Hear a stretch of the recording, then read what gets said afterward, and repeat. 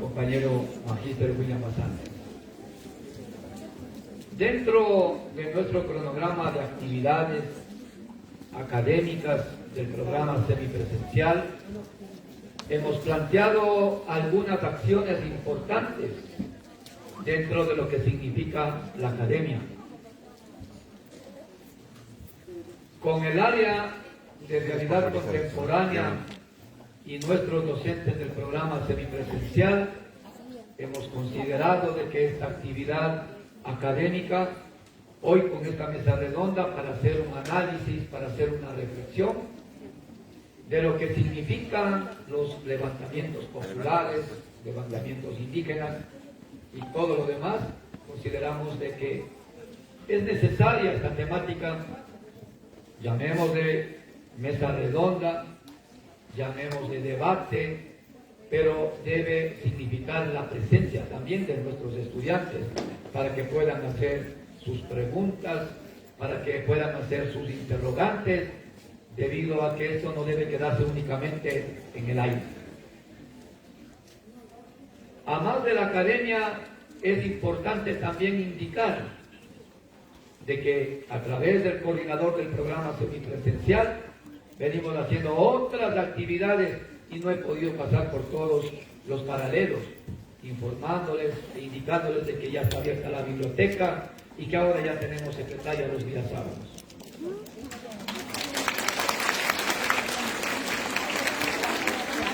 Hay tantas cosas por hacer. Se nos tiene lo más hermoso del programa semipresencial, la casa abierta. Ahí también van a estar todos nuestros invitados presentes, porque no podemos hacer solamente dentro de casa. Les recuerdo de que en la casa abierta anterior tuvimos la presencia de la ESPE, la presencia de la Universidad de Esmeraldas, la UTC, y ahora vamos a invitar a otras universidades para que esto no solamente quede entre cuatro paredes, solo la Universidad Central y nada más. La Universidad Técnica de Ambato, la Universidad de Cuenca. Entonces, compañeros y compañeras, señores y señoritas estudiantes, yo les doy la bienvenida a esta mesa redonda, para lo cual pido un aplauso para nuestros panelistas.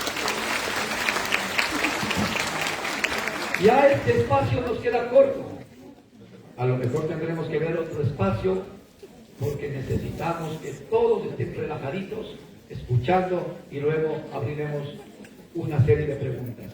Que viva la Universidad Central, que viva el programa semipresencial. Bienvenidos y bienvenidos.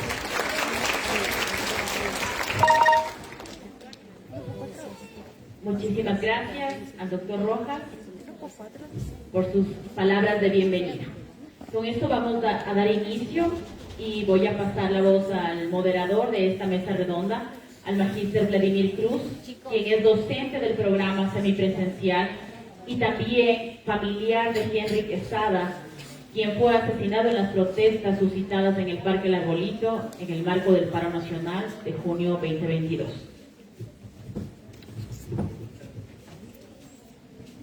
Me van a disculpar, pero ya te voy a dar el micrófono, mi estimado Vladi.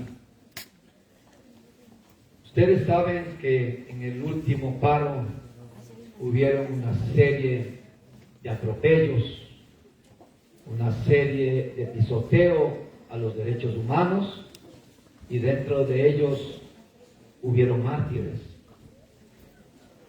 Y en esa línea, un familiar de nuestro compañero magíster Vladimir Cruz, el compañero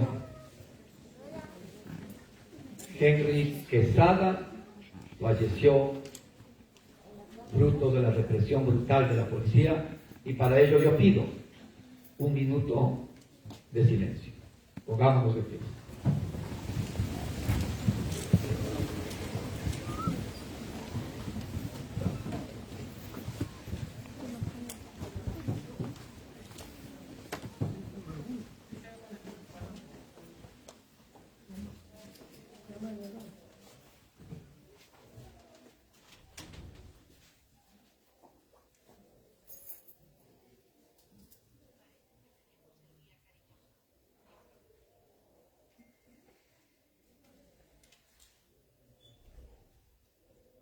Muchas gracias.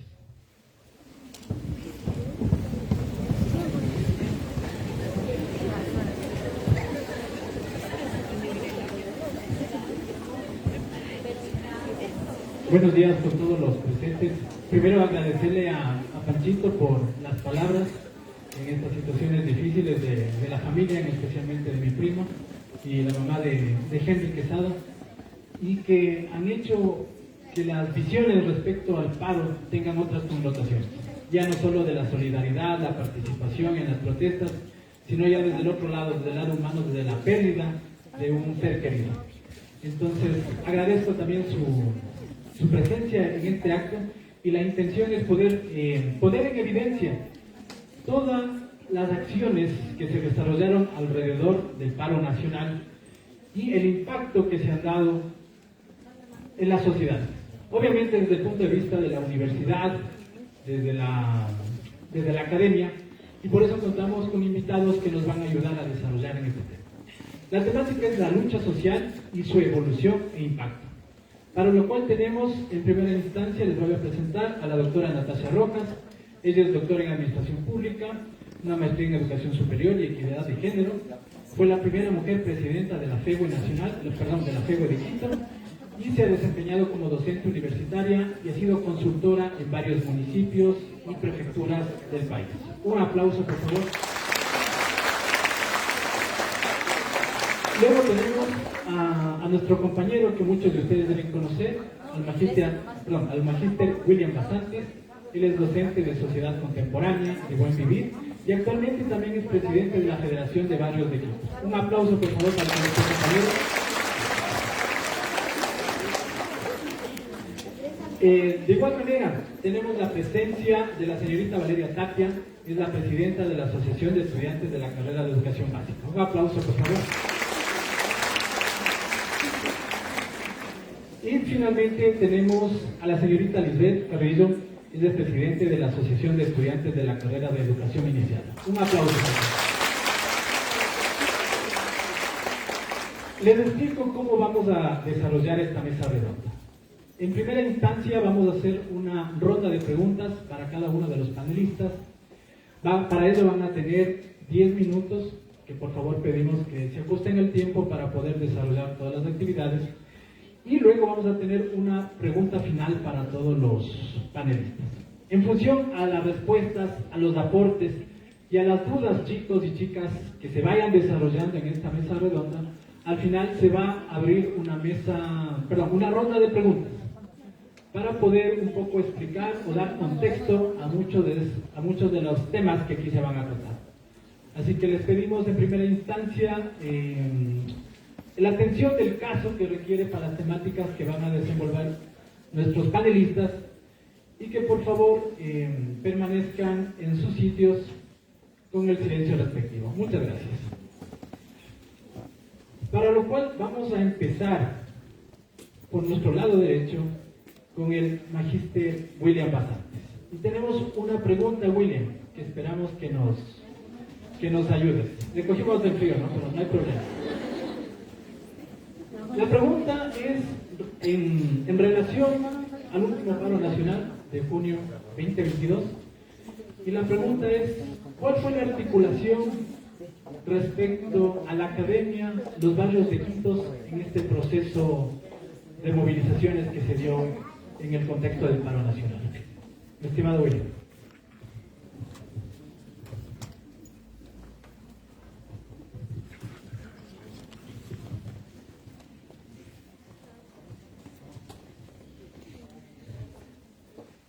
Bueno, buenos días con todos los queridos estudiantes, con los integrantes de la mesa directiva, nuestras autoridades y con el público presente en general. Hablar del último paro realmente nos deja, diríamos, el tiempo es bastante corto, los 10 minutos que voy directo. Respecto a la articulación de la academia con los barrios y el movimiento indígena, para mí considero que es una importante lección, un aprendizaje de lo que venimos buscando del conjunto de la sociedad, la unidad del campo y la ciudad.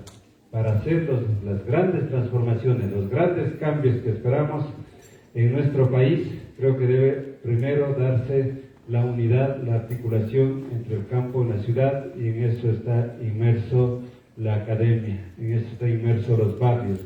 Recoger esta rica experiencia de que como los estudiantes, el conjunto de los estudiantes, quiero hablar que, espero no equivocarme, en un 99% de los estudiantes de la Universidad Central, de sus docentes, de sus colaboradores, empleados y trabajadores, estábamos a favor del paro.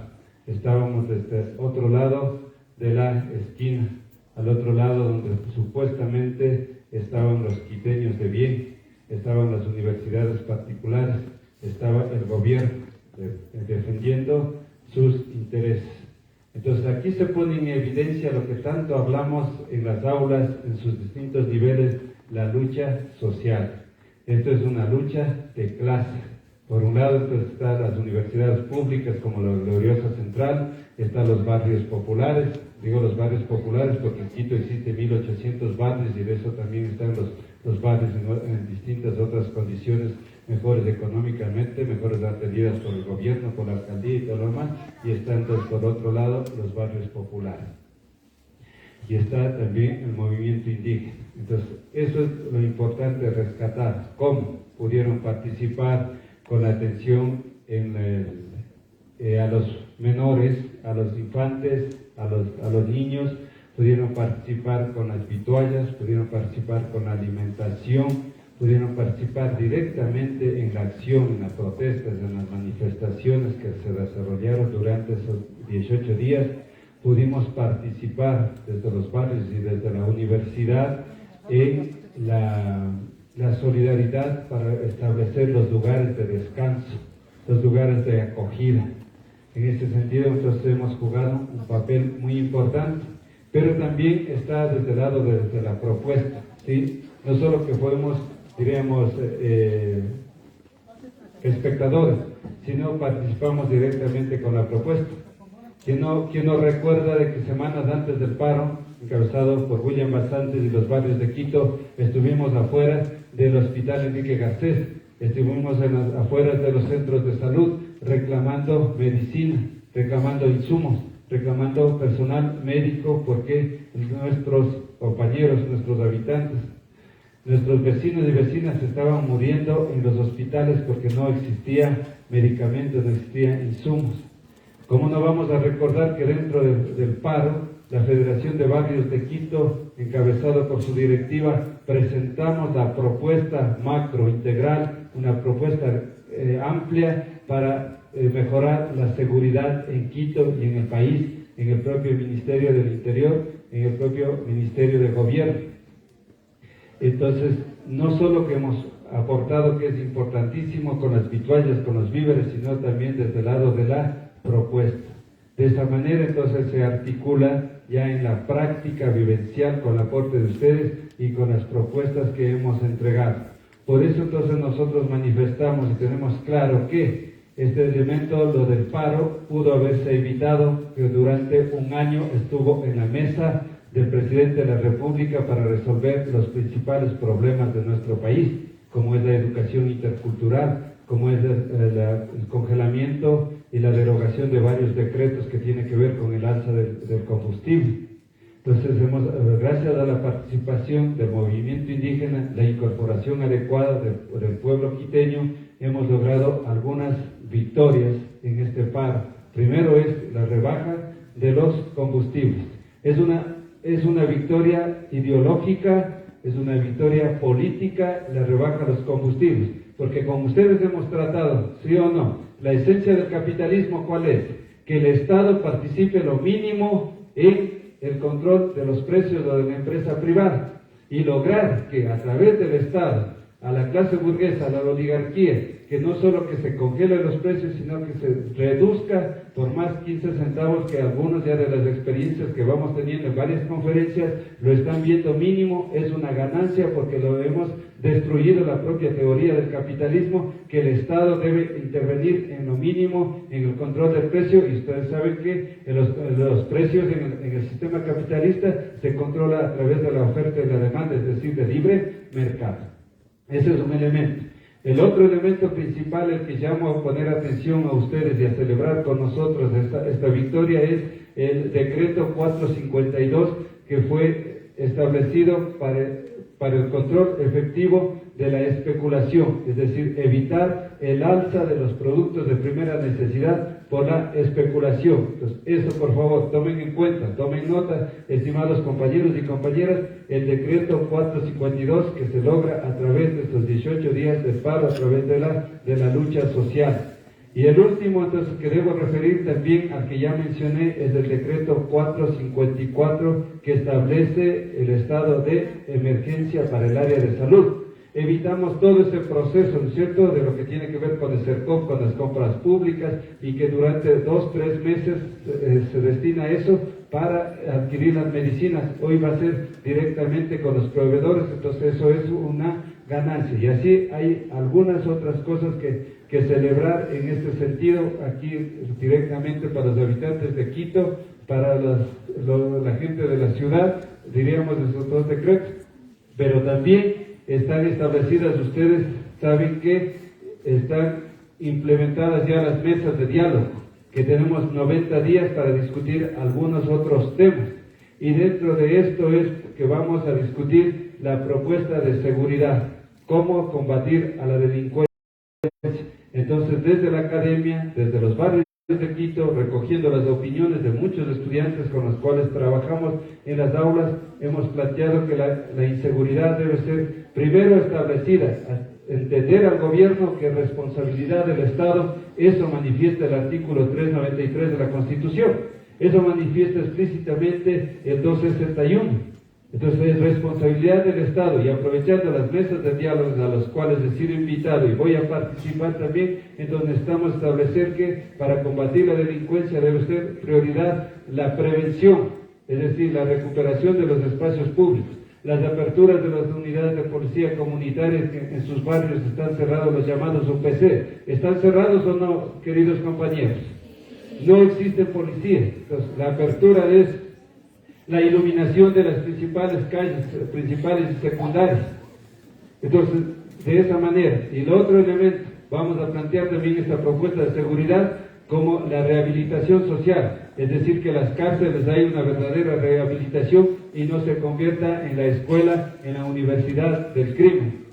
Que por lo menos tenga un sentido común de separar a los presos de acuerdo a su situación que hayan cometido el delito. No puede ser que el señor que va por pensión se mezcle con el narcotráfico, el señor que va por el narcotráfico se mezcle con los de los asesinatos y todas las situaciones. Entonces, por lo menos debe haber una clasificación. Y el tercer elemento que estamos planteando es la represión al crimen organizado, al narcotráfico, a la delincuencia y a la corrupción. Y otro elemento, ¿por qué vamos a estas mesas de diálogo y la perspectiva es a pedir que se de las tarifas eléctricas principalmente, que va a ser un duro golpe a la economía de nuestro país. Para ir culminando, creo que ajustándome al tiempo, entonces recoger estos elementos del paro, nos queda de elección a propósito del título de esta convocatoria, esta mesa redonda, la lucha social, su evolución. Hemos quedado claro, o para nosotros, para la mayoría de los ecuatorianos, ha quedado claro que la lucha social es el vehículo, es el camino para alcanzar los derechos, para alcanzar las reivindicaciones del pueblo ecuatoriano. En ese sentido, recoger, valorar la trayectoria de lucha que tiene el pueblo de Quito, la revolución de los cabalas, la revolución de los estancos, la libertad que dicen que las ideologías o la lucha de clase ha terminado, hoy está más vigente que nunca. Y para aquellos que pusieron atención en mis clases, hemos dicho clarito que esto es una esencia de la lucha de clase. Y esto es que entonces la unidad, la posibilidad de construir un gobierno popular con la integración de los indígenas, la integración de los campesinos, de los mestizos, de los obreros, de los habitantes de los barrios de Quito, de los profesionales, de los estudiantes, de los mejores líderes desde la Universidad Central. Esas creo que son las posibilidades ciertas y como nosotros vemos cómo se desarrolló el paro. Con dos elementos centrales termino. Por tanto, desde nuestro lado, rechazar lo que quieren implementar como teoría, que la violencia estuvo presente en el paro o que la violencia vino desde el lado de los manifestantes. La violencia lo implementa el gobierno a no atender las peticiones que realizamos hace un año. La violencia lo implementa el gobierno a mandar a la calle miles y miles de trabajadores a ser despedidos. La violencia viene desde el Estado al elevar los precios de productos de primera necesidad por el simple hecho que el yerno sea el gerente principal de una de las empresas principales productoras del aceite. Desde ahí viene la violencia. Y el otro elemento que quiero dejar claro y resaltar el papel de todos los quiteños y sobre todo de los dirigentes barriales, a la cual también represento como presidente de la Federación de Barrios de Quito, la solidaridad. Entonces la comida, la medicina, las vituallas, no vino de Quito, de los habitantes y no vino del narcotráfico. El narcotráfico está, señor gobierno, que se escuche clarito, el narcotráfico está en la cúpula del Estado. El narcotráfico está en los narcogenerales.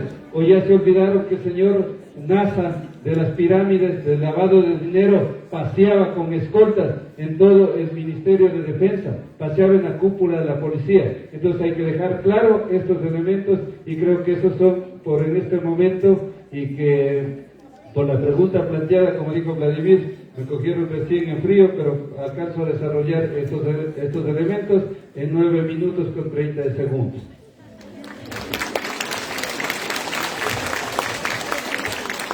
Muchas gracias, William.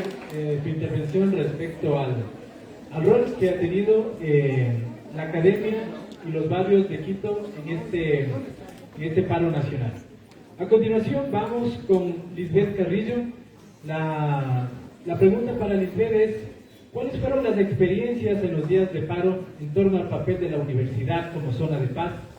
¿Y qué es lo que nos puede contar?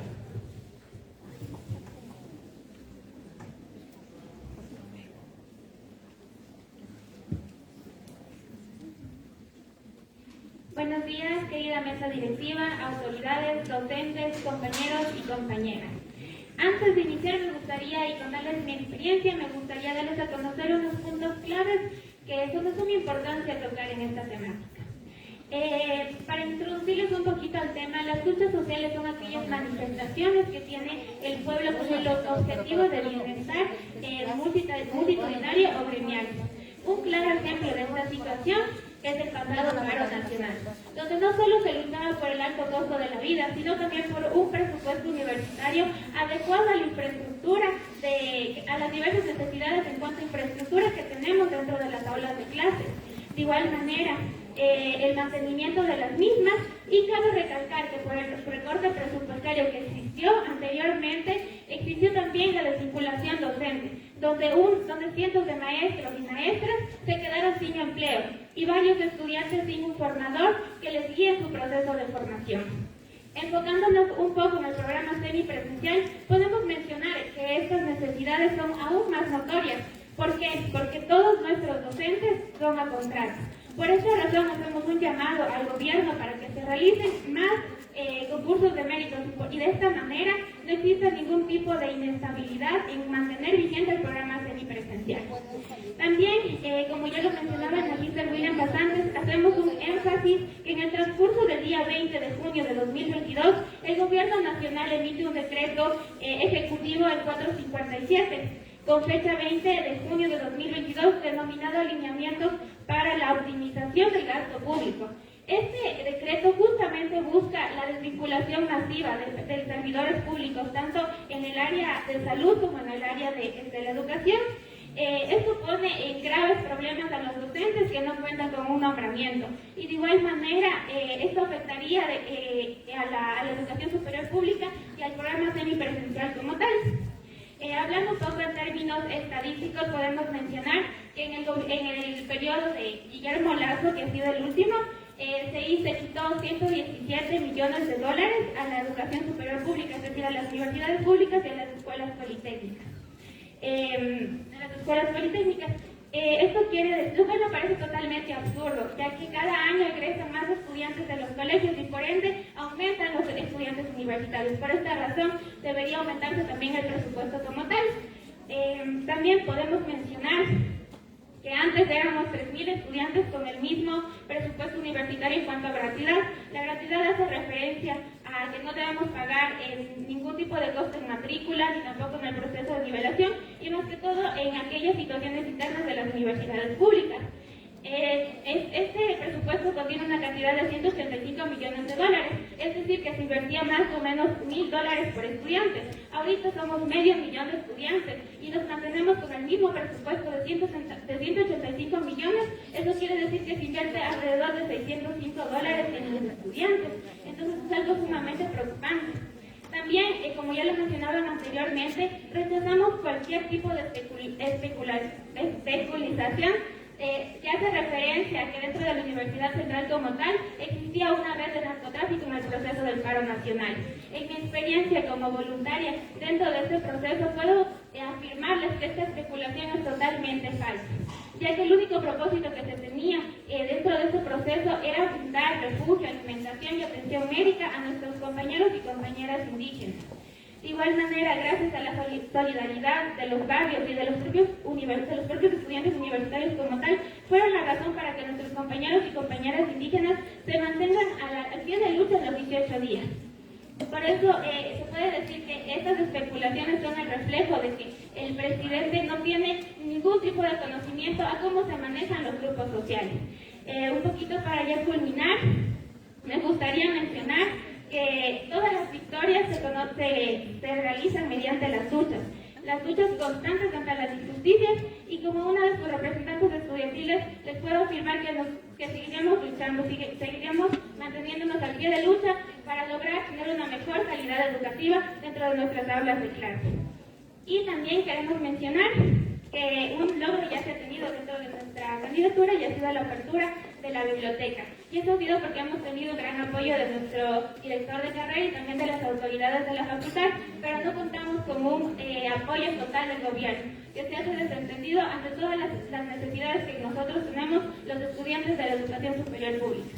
Esto les podría contar en cuanto a mi experiencia dentro del paro nacional y también fomentarles a que ninguna lucha se logra nosotros aquí sentados en las aulas, sino más bien las luchas se consiguen en las calles, marchando, haciendo conocer nuestra voz y dando a conocer que no debemos quedarnos callados ante ninguna injusticia. Muchas gracias.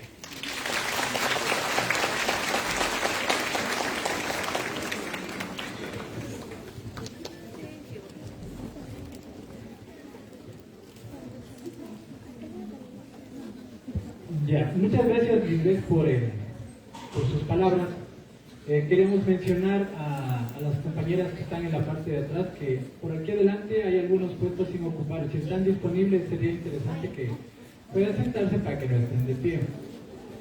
Si está algún puesto, por favor avisen de que esté ocupado, o si no, inviten a sentar, por favor. Hay compañeras, avisen si es que están disponibles los puestos. Ya. Bueno, muchas gracias. Vamos a continuar con esta mesa redonda que tiene por nombre La lucha social y su impacto. A continuación vamos a dar la palabra a la señorita Valeria Tapia, y la pregunta para Valeria es la siguiente. Luego del paro de junio de 2022, ¿qué lecciones quedan para el movimiento estudiantil?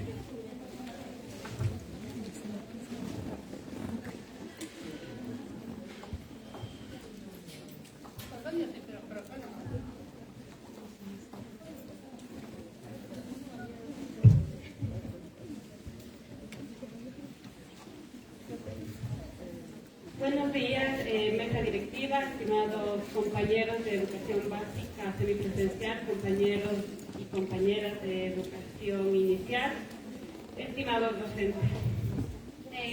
Pienso y considero que las lecciones que nos dejan a nosotros como representantes estudiantiles, en sí a los estudiantes, es que todo se consigue con la lucha, como ya mencionaba.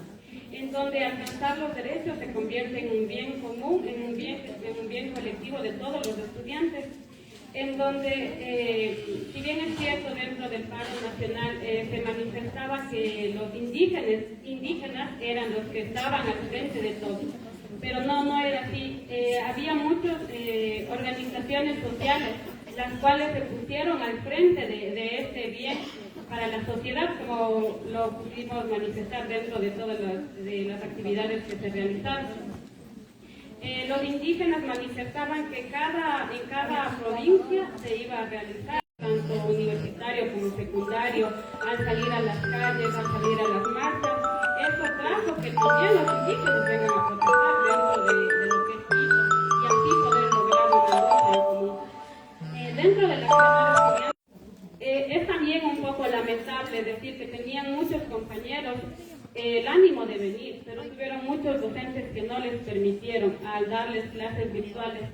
Hablamos de práctica, nosotros nos estamos formando para docentes, pero en el hecho de poder nosotros realizar la práctica, hay muchos docentes que no nos dejaron. Entonces, eso sí también quisiera recalcar, que si estamos viendo por una sociedad igualitaria, deberíamos realizar desde las aulas, deberíamos permitir que nuestros compañeros y compañeras vengan y sean parte de esta lucha social que nosotros levantamos dentro de filosofía con la cocina comunitaria. Otro punto clave también importante es que dentro del gobierno neoliberal de Lazo nos dicen que somos personas vandálicas. Yo pienso que el vandalismo lo hace el gobierno cuando no hay una libre educación, cuando no hay un libre ingreso a la educación. Eso es ser vandálico. Vandálicos es ser reprimir al pueblo cuando el pueblo lucha por sus derechos. Eso es ser vandálico. Considero también que ser vandálico es no dar el presupuesto adecuado para la educación. Ustedes ven cómo es nuestra infraestructura en la Facultad de Filosofía. Como siempre menciono yo, de poco ya se cae a pedazos. No tenemos unos baños disponibles que sea acorde a una de las mejores universidades de Latinoamérica, compañeros. También considero que nos dicen que es vandalismo. Nosotros sufrimos vandalismo, compañeros, cuando salimos de la universidad y nos roban, o cuando dentro de las propias aulas vienen y nos roban. Eso para mí es vandalismo, no darle el valor que tienen los estudiantes. Y concluyo diciendo que nosotros como futuros docentes debemos fomentar el pensamiento crítico dentro de nuestros futuros estudiantes, en donde, como ustedes evidenciaron, dentro de los medios de comunicación habían dos posturas. En los medios de comunicación, según el paro, no sucedía nada, pero si no era por la prensa independiente, nosotros ahí nos enterábamos cómo éramos reprimidos, cómo los compañeros eran llevados a calabozos, compañeros secundarios, compañeros universitarios. Entonces yo hago el llamamiento, compañeros, a que nosotros como futuros docentes incentivemos a los compañeros, a los futuros estudiantes que vamos a tener, que puedan asimilar esto, que puedan discernir la información, que no todo lo que se dice en los medios de comunicación es verdad, ya que siempre ellos, al estar en la burguesía, tratan de reprimir al pueblo. Y culmino diciendo que se vienen muchas luchas, chicos, se vienen muchas luchas, las cuales vamos a compartir dentro de semipresencial, y yo en lo personal estoy muy orgulloso porque cuando se ha necesitado de lucha semipresencial siempre ha estado al frente, y es, gracias.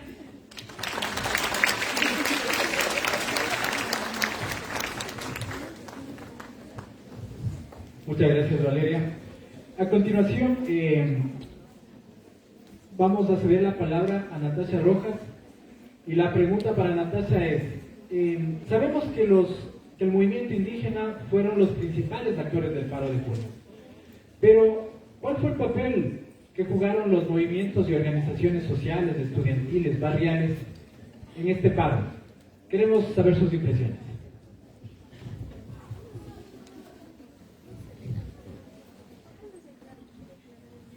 Buenos días a los compañeros de la mesa directiva, compañeros y compañeras.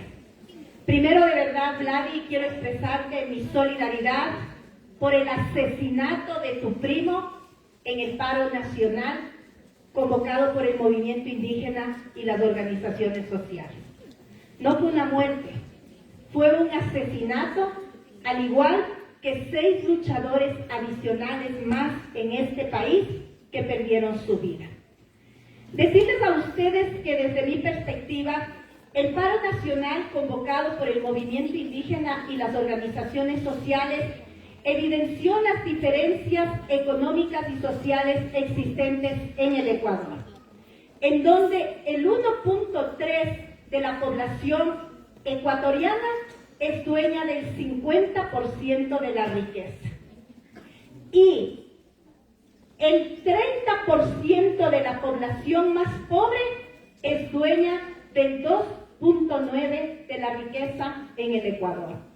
Por eso es que vemos que existe tanta pobreza en el Ecuador, tanto desempleo y tantos problemas sociales, y el paro nacional, desde mi perspectiva, evidenció eso en primer lugar. En segundo lugar, el paro nacional constituye un triunfo para el pueblo ecuatoriano, por las siguientes razones.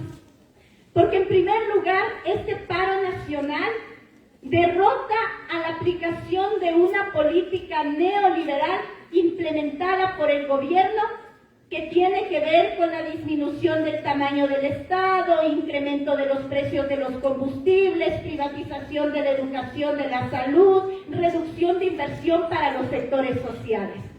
Y el paro nacional le dice, un ratito, presidente, no estamos de acuerdo con estas propuestas, y que también significa una derrota a las políticas del Fondo Monetario Internacional, que es un aspecto trascendente, importante, tanto es así que encontramos luego de esto un presidente de la República en medio del paro nacional que decía, no va a haber privatizaciones, no voy a privatizar más, que incrementó de 50 a 55 el bono de desarrollo humano, que primero disminuyó 10 centavos a los combustibles, luego tuvo que disminuir 15 centavos a los combustibles, que implementó el 50% de subsidio a la urea para el campo, entre otros elementos. ¿Producto de qué? De la lucha del pueblo ecuatoriano. Creo que también es importante en este mismo ámbito destacar la participación de 2 sectores sociales fundamentales, la juventud y las mujeres. Si ustedes miraban las movilizaciones, aquellos que tuvieron la posibilidad de participar, la importancia de la participación de la juventud en la lucha, en las marchas, en las actividades comunitarias, en la cocina comunitaria, en los distintos aspectos, y también la participación de las mujeres. Porque a diferencia del presidente Lasso, que dijo que las mujeres hemos sido manipuladas, le dijimos un ratito, las mujeres tenemos capacidad de pensar y tomamos nuestras propias decisiones. A nosotras nadie nos manipula, porque al igual que los hombres sufrimos el desempleo, el hambre, la inseguridad y los problemas sociales que viven en el Ecuador. Se ha dicho a través de los medios de comunicación que el Ecuador ha perdido, los grandes medios de comunicación, $1.000 millones. Y por supuesto, hay problemas, quien tenía una tiendita, etcétera, etcétera. Pero el problema concreto, ¿quién es el responsable de estas pérdidas? Desde mi perspectiva, el gobierno nacional, por una sencilla razón. Lo mismo que hizo el día 18 de firmar el acuerdo con el movimiento indígena y las organizaciones sociales, pudo haberlo hecho el primer día de las movilizaciones. No se daba el paro nacional, no perdían hombres, porque no fallecieron mujeres, vida en el desarrollo del paro nacional, y no hubiésemos tenido estas complicaciones.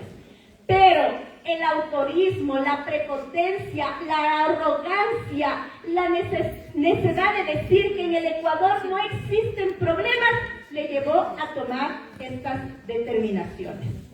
Nosotros creemos en este marco, compañeros y compañeras, que adicionalmente se presentaron elementos complejos de buscar implementar unas políticas que buscaban la criminalización de la lucha social y desconocer la importancia del paro nacional.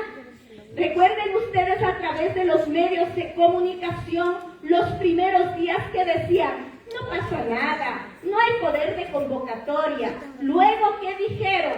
cuando en las 24 provincias del país había movilizaciones. No era cierto que no pasaba nada. Luego dijeron que no es que el pueblo se movilizaba, que eran unos vándalos y que adicionalmente el narcotráfico estaba financiando las movilizaciones.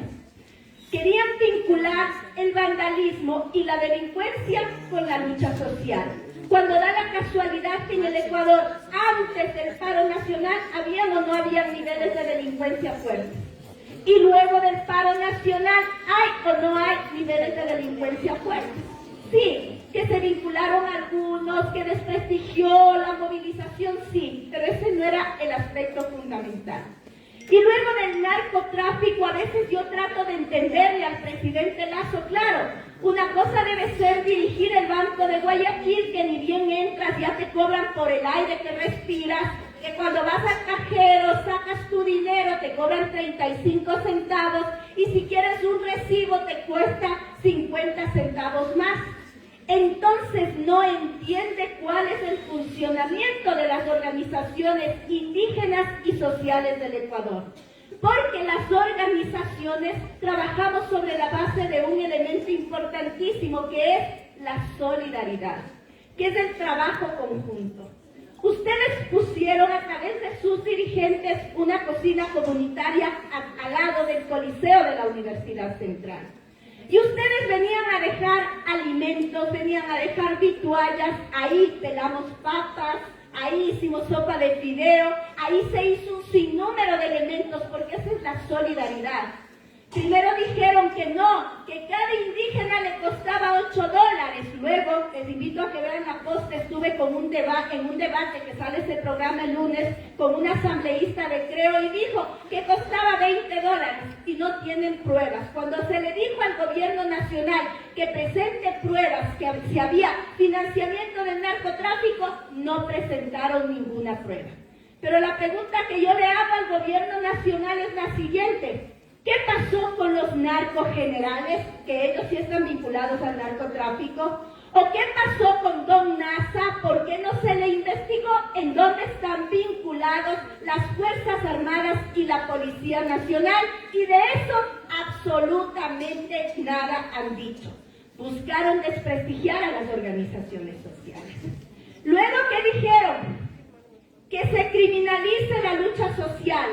Simplemente el paro le detienen a Leonidas Issa, el presidente de los indígenas, que incluso es una detención ilegal, no le leyeron sus derechos, le trasladaron de Cotopaxi a Quito, de Quito a Cotopaxi, finalmente no se sabía dónde estaba. Eso enardeció a la gente. Y decían que no hay ningún detonante para que el pueblo se movilice, que no hay razones para que el pueblo se movilice. Pero compañeros, este año 350,000 personas han perdido su empleo. 2 millones de ecuatorianos viven con $1.9 cada día. Nuestros hijos no pueden ingresar a las universidades. A los maestros se aprobó la Ley Orgánica de Educación Intercultural y no se implementa todavía la equiparación salarial porque el gobierno nacional no quiere. El hambre, la pobreza, la delincuencia son detonantes que generaron una movilización a nivel nacional. De igual manera continuó el paro nacional y sacaron otro elemento. Hay que enfrentar con fuerza a los manifestantes. Y el presidente de la República, el ministro Carrillo, el señor Cobo, el ministro de Defensa, hablaban de ¿qué?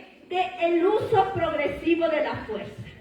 El uso progresivo de la fuerza contra los luchadores sociales, el uso progresivo de la fuerza contra los manifestantes, porque cuando se trata de la delincuencia, ni siquiera nos contestan el teléfono de la UPC. Y por eso nosotras, con las organizaciones de mujeres y otros sectores sociales, este es el cartelito que me acompañó en los días de las marchas, dijimos: paren la represión porque le están matando al pueblo ecuatoriano. También se desarrolló, me avisa Flavi si ya se me pasa el tiempo, por favor, también se desarrolló una política racista muy compleja. quiteños que se dicen llamar quiteños de bien, llamaron a organizarse a los otros quiteños de bien para sacar, no lo digo yo, lo dijeron ellos, para sacar a patadas a los indígenas de Quito. Pintaron las paredes de Quito fuera con aire. Quito no se destruye, entre otros aspectos. Y llamaron ¿a qué? A enfrentarse el pueblo contra el pueblo, que es una política reaccionaria muy compleja, que dio nacimiento a este tipo de políticas, a gobiernos fascistas que asesinan a los que ellos creen que son diferentes. Y entonces, mientras pasaba esto, ¿qué le decíamos las organizaciones sociales? Un ratito. A Quito no es que han llegado los indígenas, son pueblos originarios, en primer lugar. En segundo lugar, en Quito viven 300.000 indígenas. Y en tercer lugar, no solo los indígenas estaban en las calles, sino que estábamos el pueblo de Quito apoyando a través de distintos mecanismos. Por eso yo dije, defender a Quito es defender al pueblo.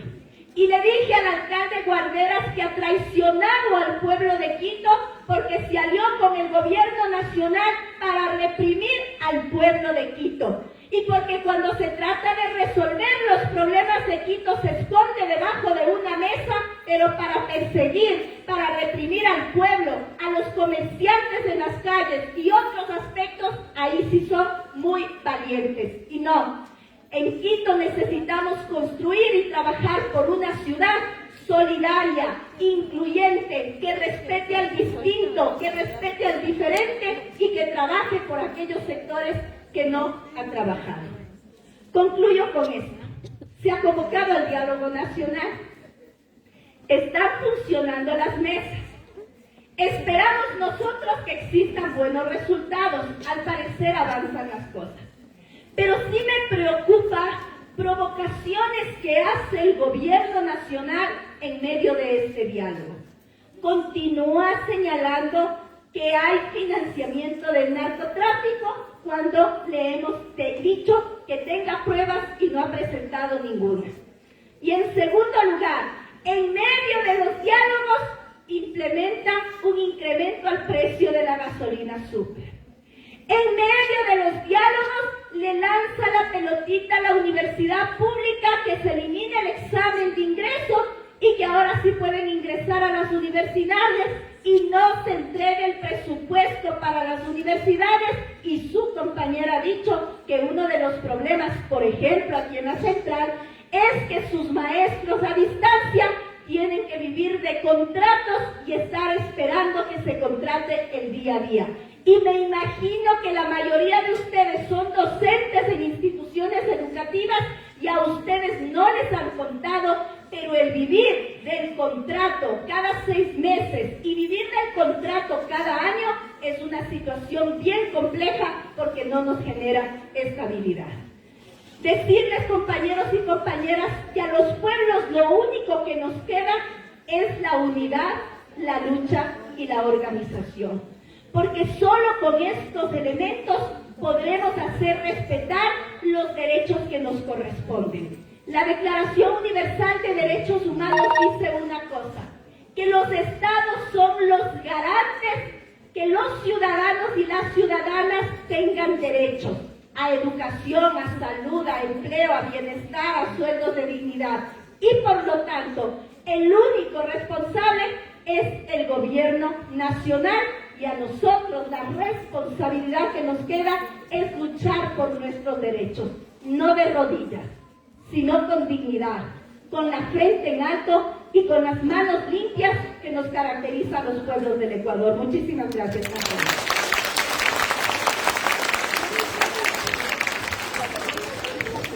Agradecemos las palabras de Natasha respecto a la temática. En este instante lo que vamos a abrir es una ronda de preguntas, si es que las hubiese, para que nuestros panelistas puedan responder. Así que está abierto el debate. Bueno, no tanto como el debate, si es que hay alguna intervención, pregunta, duda o que necesiten algún tipo de aclaración de los elementos, pueden hacerlo en este momento.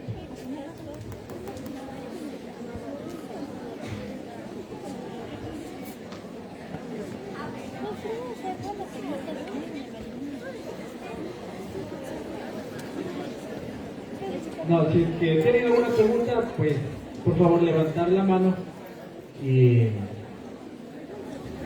los panelistas la responden. Bueno, mientras se da esta parte de la mesa redonda, vamos a pedir a los panelistas que nos respondan una pregunta, pero súper rápida y súper precisa. Sobre todo, más por el tiempo de las estudiantes más que por los panelistas. La pregunta va a ser la siguiente. Básicamente, ¿cuál es el rol del educador en la lucha social? ¿Quién quiere responder de los panelistas? ¿Cuál es el rol del educador en la lucha social? ¿Algún docente? ¿Lucho? No hay docentes. De pronto, algún estudiante que tenga alguna visión, entonces.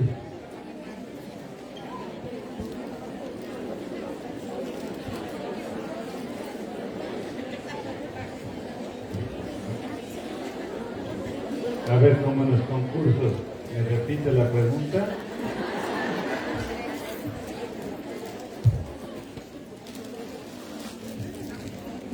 Creo que Valeria y Lisbeth ya lo adelantaron esta situación.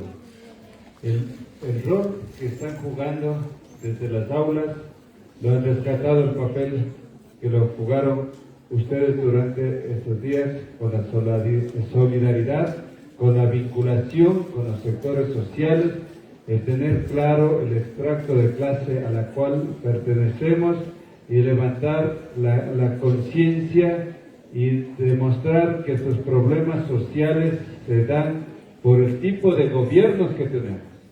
Entonces, en ese sentido, creo que el papel del docente también es crear esa conciencia, debatir sobre estos temas. Si queremos cambiar una sociedad, si queremos tener mejores derechos, mejores reivindicaciones, mejor calidad de vida, pues también tenemos que pensar en el tipo de gobierno que nosotros merecemos, que nosotros queremos. Y de esto ya hemos hablado bastante en las aulas. Pues, a veces llama la atención gente pobre votando por gente rica, gente pobre defendiendo a los ricos. Entonces el papel del docente considero que debe ser la consigna que tiene la universidad bien clara. La universidad junto al pueblo, junto a las luchas sociales, junto a las transformaciones, como digo, en la práctica, con la propuesta y también participando de las movilizaciones. Y nosotros no podemos estar satanizando el tipo de movilizaciones. Creo que incluso debemos rescatarlas, todas las formas de luchas que se han dado. Las huelgas de hambre para alcanzar los beneficios en la ley de educación que hoy lo estamos viviendo, que lo estamos discutiendo y que también lo estamos exigiendo al gobierno que se publique el reglamento, que se publique en el registro oficial. Creo que ese es el papel, estar junto al pueblo y ser proponentes de estos cambios sociales y ser parte de, no simplemente quedar a la orilla o como todavía lamentablemente por equivocaciones, como aquí se ha develado que hubo docentes que diríamos que incluso estaban en contra del paro en el momento que pusieron esas trabas en las horas APES y todas esas cuestiones, como que no hay espacios para recuperar y seguir adelante. Muchas gracias. Natalia también nos va a dar una respuesta a la pregunta. A ver, partir de un elemento muy importante. La educación es la base fundamental para el desarrollo de los pueblos. Por lo tanto, un gobierno, si quiere el desarrollo de su país, necesita destinar recursos para educación y para investigación. Es triste lo que sucede en nuestro país, pero es uno de los países que menos recursos destina para investigación. Se destina el 3.1% para la educación primaria, secundaria, cuando la Constitución establece que el presupuesto debería llegar al 6%. En la última proforma presupuestaria, hoy Presupuesto General del Estado, se disminuyó los recursos para las universidades públicas. Y entonces tenemos problemas muy complejos en el ámbito educativo. Ustedes más que yo que son maestros saben cuáles son las brechas en el ámbito digital y los problemas que en ese ámbito tuvimos ustedes como estudiantes y ustedes como docentes con los niños y las niñas de este país. Los maestros juegan un papel fundamental porque se convierten en los líderes y las lideresas de los niños y las niñas. Porque los niños y las niñas se reflejan en el espejo del maestro, los jóvenes, las jóvenes en el espejo del maestro. Ustedes que ya son más grandes tienen la posibilidad incluso de tener un criterio crítico, que aquí lo han señalado de manera frontal, respecto de cómo se ha actuado. El rol que juega el maestro en la comunidad es fundamental y ustedes no se olviden de aquello. A mí me duele mucho cómo ha cambiado el proceso de enseñanza-aprendizaje.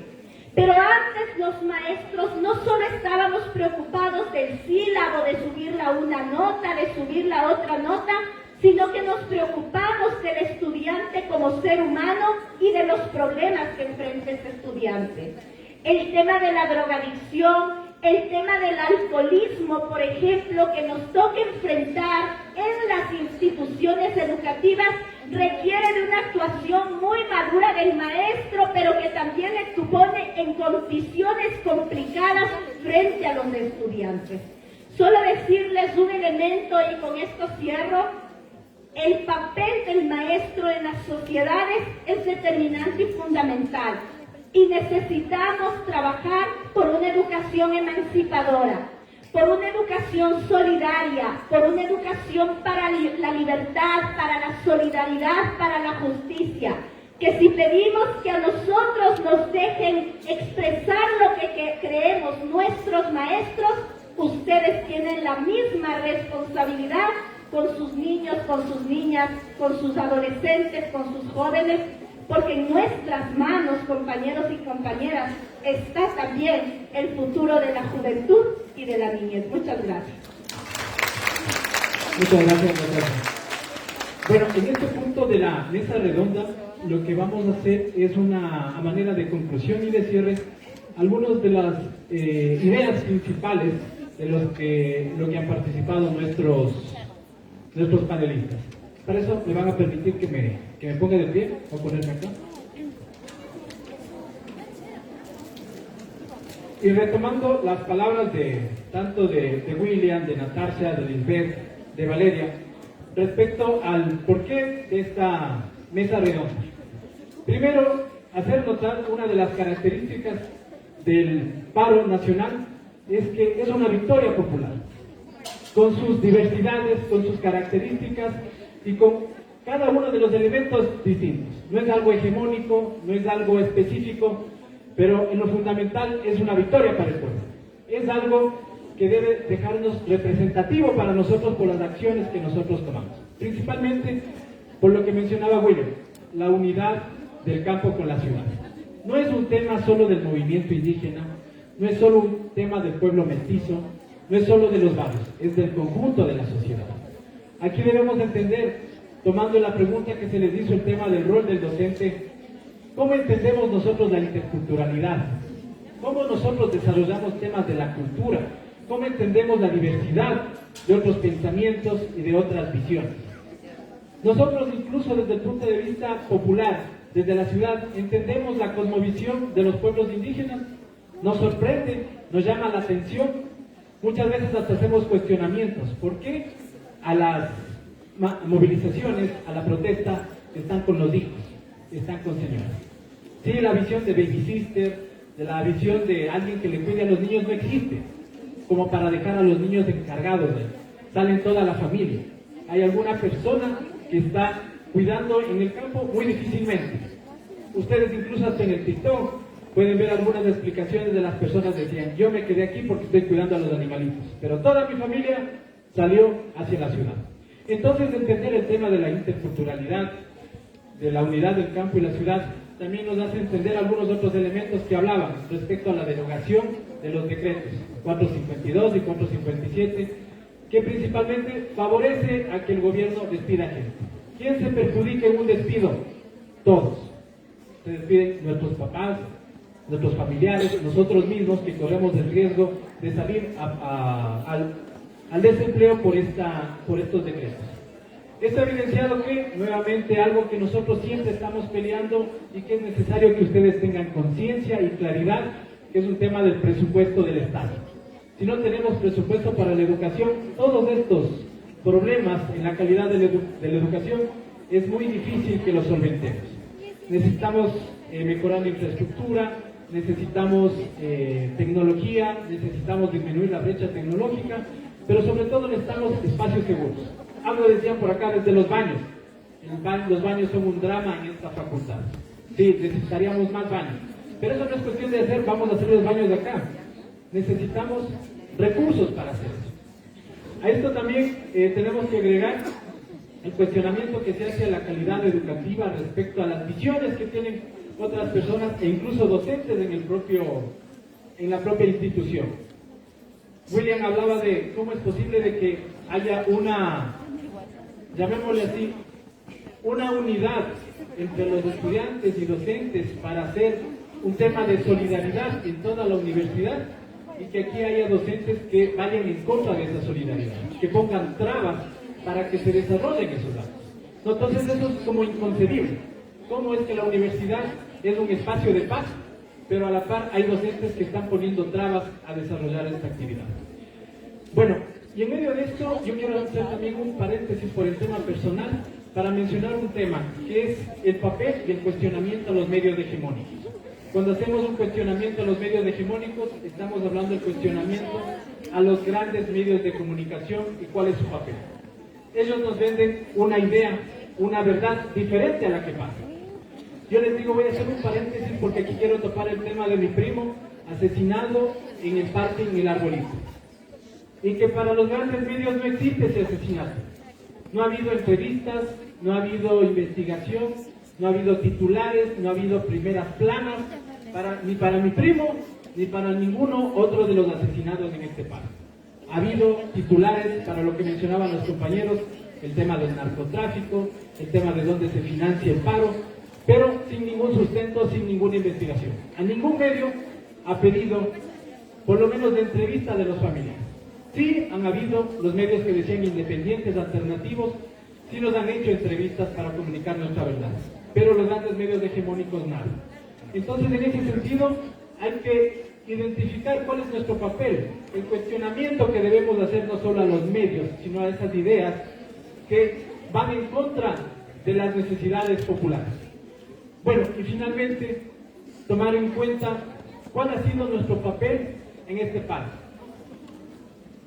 Mucha gente expresó su solidaridad de diferentes formas, en temas de recursos, de presencia, y por distintas, digamos, acciones. No todos pudieron estar presentes aquí en la universidad, pero de alguna u otra manera creo que nos hacíamos evidentes o mandábamos mensajes o cuestionábamos respecto al paro. Pero si usted no fue parte de todo eso, también, ¿cuál es su rol? En otras palabras, ¿de qué manera usted contrapone estas ideas? Con usted como estudiante, ¿qué papel ha jugado en la reflexión, en el análisis y en la contribución del debate de esta problemática? Entonces se les deja estas ideas a ustedes porque no es un tema solo de escuchar y decir, ya bueno, sino de por lo menos, ¿me estarán diciendo o no la verdad? ¿Será o no será así? ¿Qué hacemos? Nuestro rol como docente es ser investigadores. ¿Necesitamos estar en octavo semestre haciendo la tesis para investigar? Pues no, lo podemos hacer desde el primer semestre. lo podemos hacer del segundo semestre, indistintamente de la materia de la cátedra, pero esto nos debe dar lección de cómo nosotros nos desarrollamos. Bueno, me están alzando la mano, dígame, ¿va a hacer una pregunta? Véngase por acá, por favor.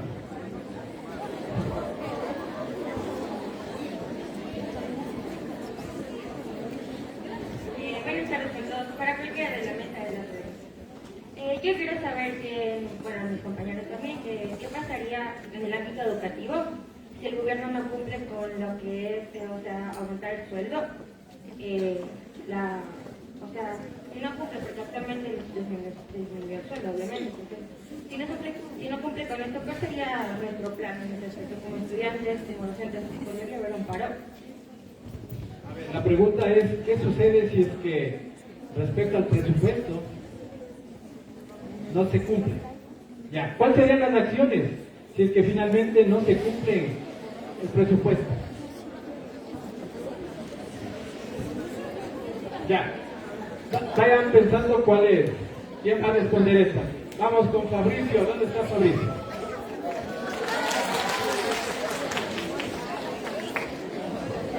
Buenos días, autoridades, docentes, buenos días, compañeros. Tengo una pregunta respecto directamente a mi compañera Valeria. Se habló acerca de que varios docentes no han ayudado o no estuvieron de acuerdo respecto al pago y la solidaridad. Pero dentro de una sociedad igualitaria, democrática, creo que también es necesario la libre expresión y la libre opinión de cada uno. Entonces mi pregunta es, ¿no es necesario también que exista esta libertad dentro también de las preferencias para cada uno de los docentes al momento de elegir sus preferencias o ideologías? Eso es. Muchas gracias. Vamos por acá. Por favor, vayan preparando las respuestas los panelistas. ¿Ya?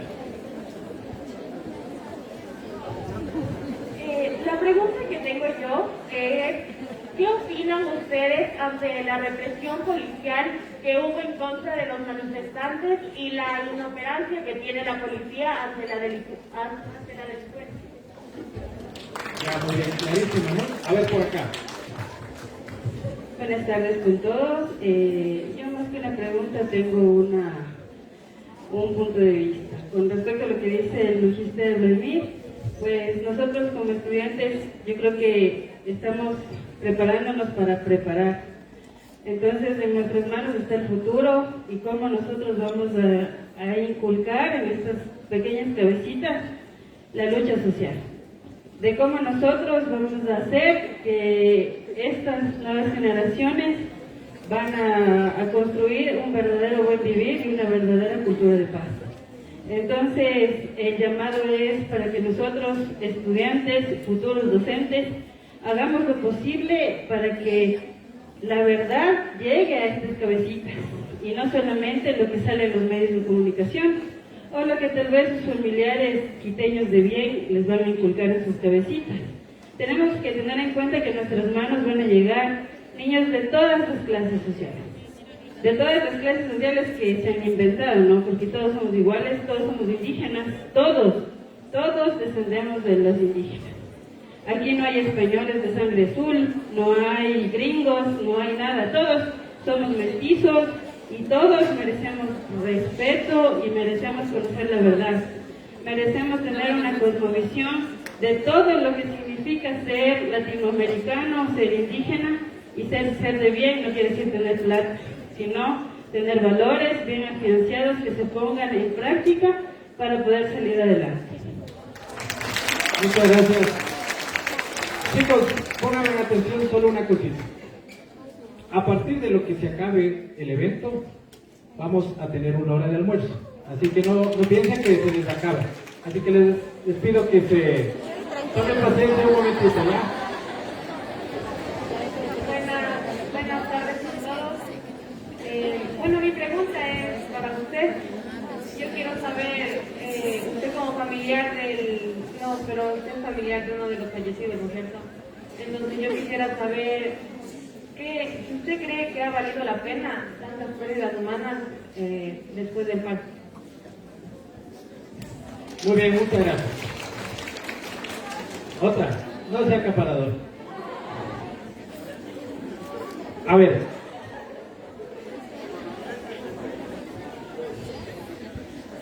¿Qué más? A ver. ¿Cuál es la pregunta?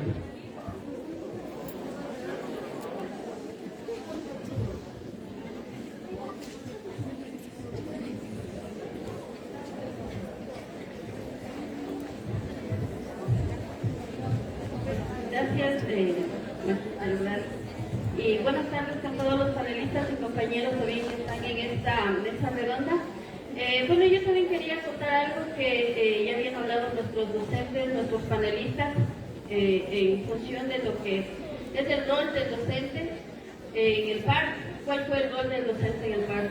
Ya mencionaron que tenían que ser solidarios, que tenían que ver cuál es la clase a la que nosotros pertenecemos, que es la clase obrera.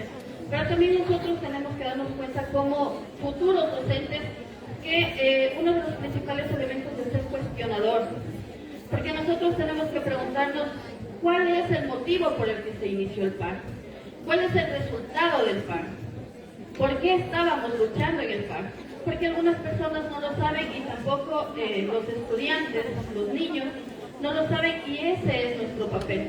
Nosotros como futuros docentes y como estudiantes debemos desarrollar en nosotros mismos este pensamiento, esta crítica, y también en nuestros estudiantes desarrollar. Y bueno, mi pregunta sí es para la señorita Valeria y para la señorita Liz. Preguntarles cuál es su opinión frente a este nuevo decreto que se ha firmado de que ya no van a ser necesarias las pruebas de la CELECIN para poder ingresar a la universidad, y que ahora el señor Lazo está mencionando que con esto él abre las puertas de las universidades para que entremos libremente. Por favor.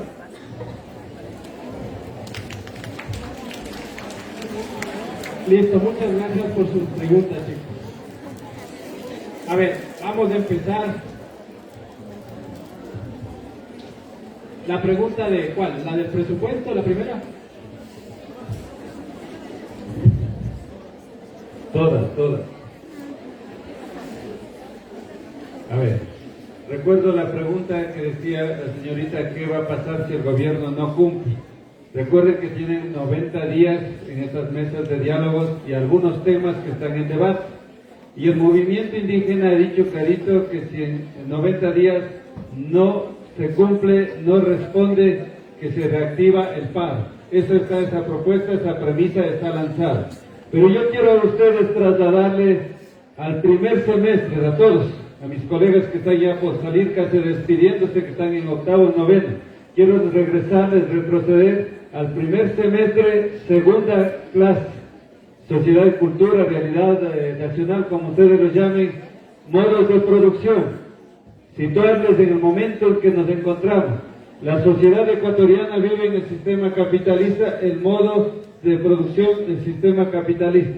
Una sociedad totalmente desigual, injusta, inhumanitaria, donde un grupo minúsculo de personas, aglutinados a través de 50 grupos económicos, manejan los recursos, se llevan toda la riqueza de nuestro país. Concuerdo con los datos que manifestó Natasha, que el 2% de la población conduciendo el país, enriqueciéndose cada vez más, y mientras el 90 y 98% de la población cada vez más pobre. Esa situación nos lleva a establecer que el sistema capitalista ha colapsado, que el sistema capitalista está en crisis, y que estas crisis cíclicas son cada vez más cortas.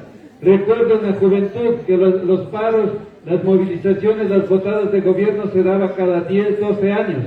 Luego se estableció cada 4, 5, hoy cada año o cada 2 años. En el 2019 hubo un levantamiento indígena popular, en el 2022 lo vamos a vivir. Si el gobierno es torzudo, si el gobierno es necio, el gobierno neoliberal de Lazo no lo cumple, pues tendremos de aquí en 3, 4 meses otro levantamiento. Entonces eso, que nadie se asombre. Culmino con esta parte. En efecto, en el paro pudimos evidenciar lo que nos negaban, que no existía personal policía. Y cuando vimos en el paro que hasta karatecas existen, no solo policías y militares. Entonces, reafirmar una de las cosas que siempre vengo manifestando en clase a ustedes, que la policía y los militares no se confundan, que no esté para defender al pueblo, que es un instrumento de represión para defender el sistema capitalista, que es defender a la clase burguesa, a la oligarquía. Entonces, siempre estamos pidiendo la seguridad, que a través de la policía se garantice, pero eso no está pasando, entonces queda desmentido y por eso con fuerza tenemos que levantar, exigir que la responsabilidad de la seguridad es del Estado y que si tiene suficiente personal, como así lo puso en las calles para asesinar al pueblo, hoy que lo ponga para reprimir a la delincuencia y garantizar nuestra seguridad. Muchas gracias. Vamos con Valeria. La respuesta respecto a las visiones distintas. Bueno, contestando a la pregunta de mi compañero Fabricio, yo considero que, como ustedes bien saben, dentro de la Universidad Central se maneja una libertad de cátedra. Por ese hecho, también cada ser humano es libre de tener su ideología. Pero no por eso se puede pasar por encima de una decisión que se tomó en una reunión de semipresencial con docentes y presidentes de curso. Y en sí, al final del paro fuimos todos los beneficiados, no solo los que estábamos en el paro, sino también los que se opusieron a esta actividad. Truncaron los sueños de algunos compañeros que sí querían participar del paro. Vuelvo y repito, fue algo que ya se tomó como decisión. Es como que tú llamaras a tu curso que vengan a la 1 de la tarde y solo tú quieres venir a las 2. Entonces tienes que acatarte a lo que la mayoría decide. No se está diciendo que imponer alguna ideología, sino más bien acatar lo que ya se decidió. Muchas gracias. La pregunta de respecto al libre ingreso era, ¿no?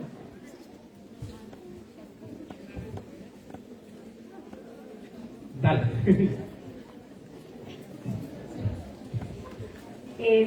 Bueno, son tantas preguntas importantes que ustedes han desarrollado que es una expresión de cómo la juventud está involucrada en los problemas.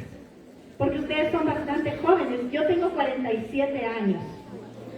De los 47 años, 34 años he estado vinculada a organizaciones estudiantiles, de mujeres, de derechos humanos, ambientalistas.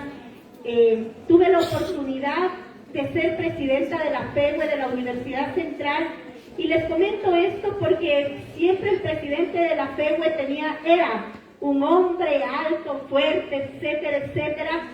Y cuando participé en ese escenario como candidata a la presidencia de la FEWE, no era fácil porque ganarnos espacios a las mujeres nos ha costado muchísimo y todos esos espacios que hemos alcanzado nosotras las mujeres ha sido producto de la lucha.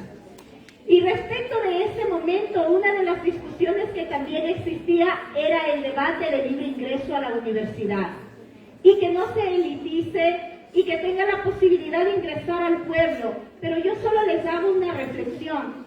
Cuando hablamos de libre ingreso a la universidad, a todos los jóvenes les afecta el ingreso a la universidad.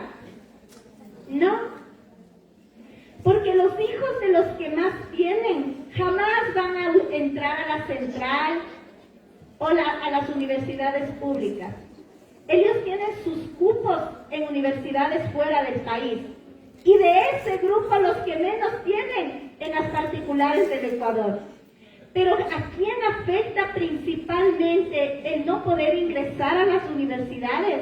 Es a los jóvenes del pueblo ecuatoriano, que desconocemos ahora como los ninis, que ni estudian ni trabajan, porque no tienen cupo para ingresar a la universidad, pero tampoco tienen un trabajo, porque cuando tú eres joven, ¿qué te piden cuando vas a un empleo?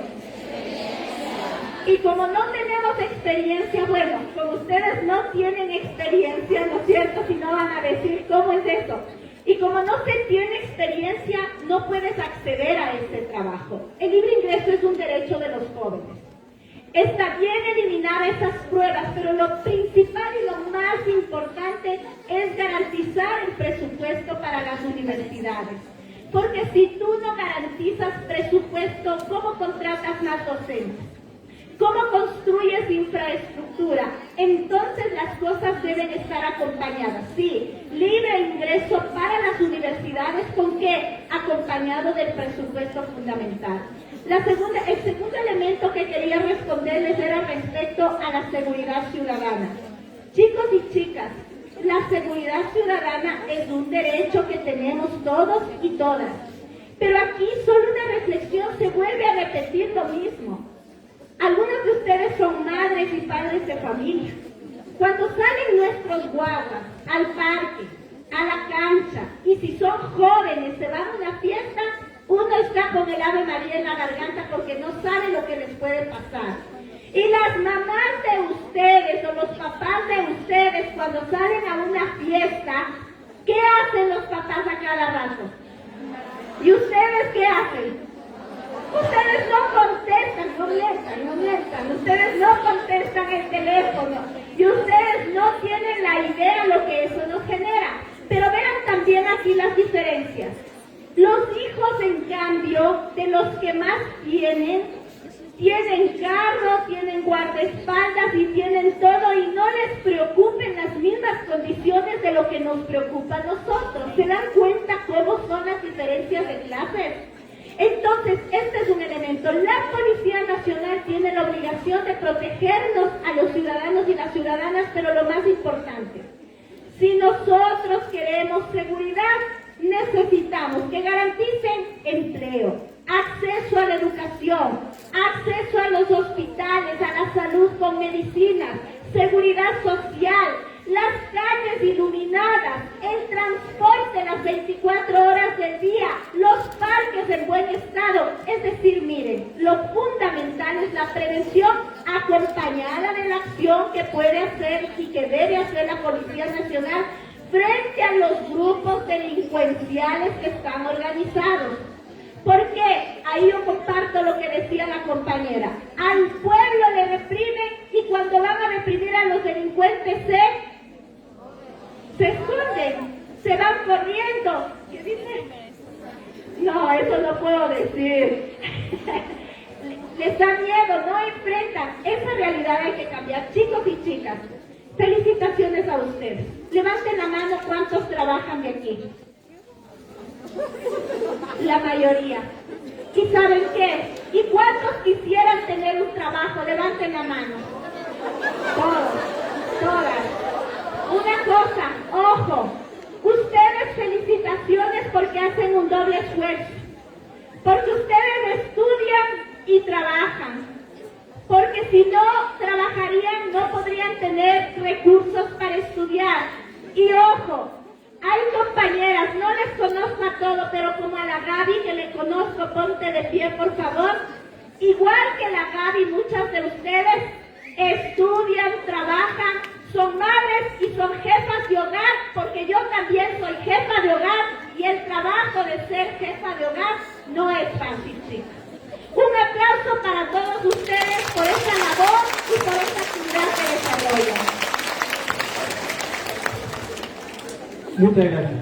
Bueno, entonces para finalizar, creo que va a responder la pregunta. Más o menos fue... ¿cuál faltó? ¿Cuál? Bueno, yo quería un poco complementar a la respuesta del magíster William Basantes acerca de lo del presupuesto.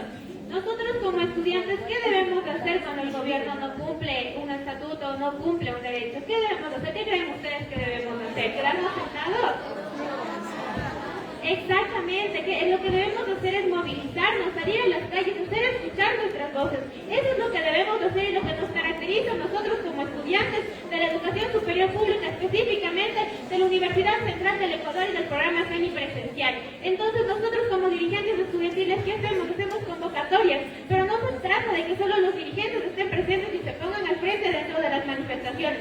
Se trata de que todos conjuntamente, sea o no dirigente estudiantil, se acerquen y formen parte de las manifestaciones. Eso es el propósito, porque la unión hace la fuerza. Y hemos podido notar que en el transcurso de todas las problemáticas sociales que hemos pasado, la unión ha hecho la fuerza. Y que hemos tenido victorias justamente por eso, porque nos hemos mantenido unidos, nos hemos mantenido fuertes, valientes y sobre todo críticos, y no nos hemos quedado callados ante ninguna injusticia. Y un poquito también para responder la pregunta que nos hacía Gaby, ¿cuál es mi opinión ante la decisión que tomó el Estado recientemente? Yo considero que la eliminación de la prueba de ser bachillero o CENESID no es la solución.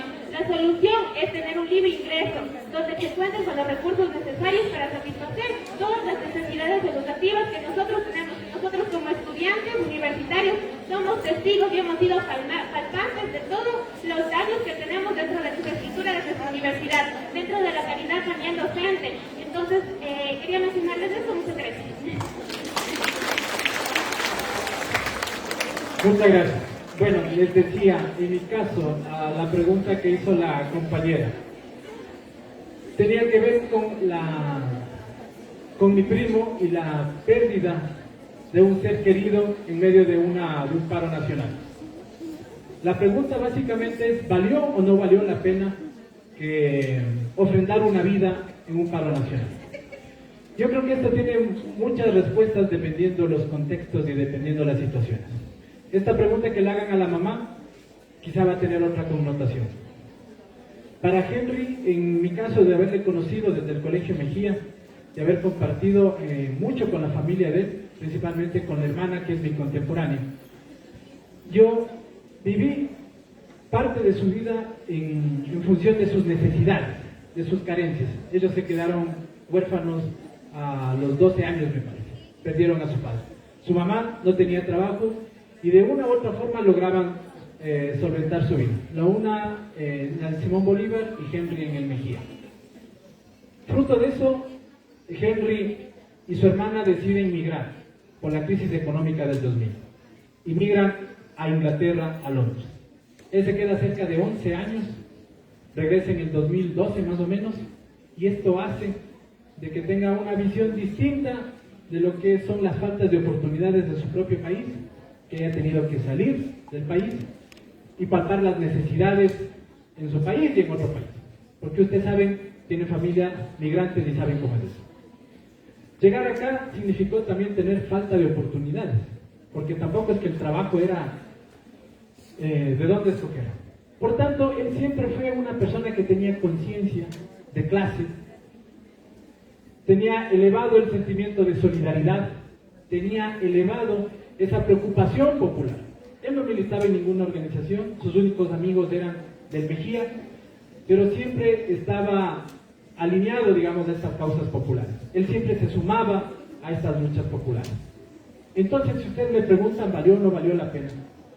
Yo puedo decirle como primo, es una pérdida y es un dolor grande. Como hermano, como hijo, debe ser mucho más grande, mucho más peor, terrible. Pero sí caracteriza algo. Muchas veces hablamos de los luchadores sociales, de la gente que pierde la vida, y normalmente son gente que son de otra familia, de otros lados. En este caso fue mi familia directa. ¿Valió la pena? Yo creo que vale la pena cuando uno muere en lo que piensa, en lo que cree y en lo que siempre se ha desarrollado. Y creo que valió la pena.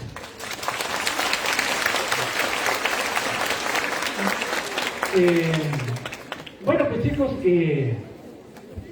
queremos agradecer su presencia, queremos agradecer sus intervenciones. Por favor, de acuerdo a lo presupuestado, por favor a la 1:45 en las aulas, y por favor un aplauso para todos, para ustedes. Muchas gracias.